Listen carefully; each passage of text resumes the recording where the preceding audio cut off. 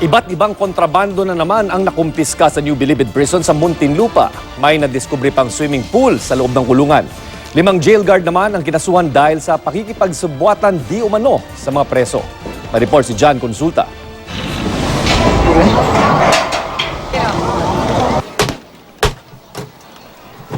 Cellphones, TV, DVD players, drug paraphernalia, mga baraha, at X-rated DVDs muli ang nahalungkat ng mga tauhan ng Bureau of Corrections sa medium security compound ng New Bilibid Prisons.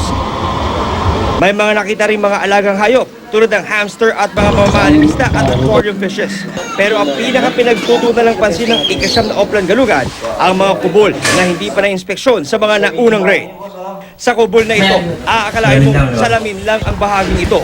Yun pala, hidden door ito na papunta sa isang sikretong lounge area na may mamahaling mga wooden furniture na gawa sa Nara. Sa itaas naman ng kubol na ito, ang sinasabing lalagyan ng reserba ng tubig. Yun pala, isa ng swimming pool na mistulang rest house ang disenyo. Ang swimming pool naman na ito, inabutan pang nilalagyan ng tubig.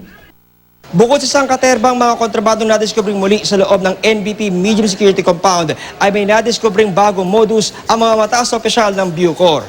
Halimbawa nga rito ay ang refrigerator na ito na ang nag-request daw para makapasok ay mga tauhan ng Bilibid. Yung pala, pag naipasok to sa loob ng NBP, ang mga preso na ang siyang gumagamit.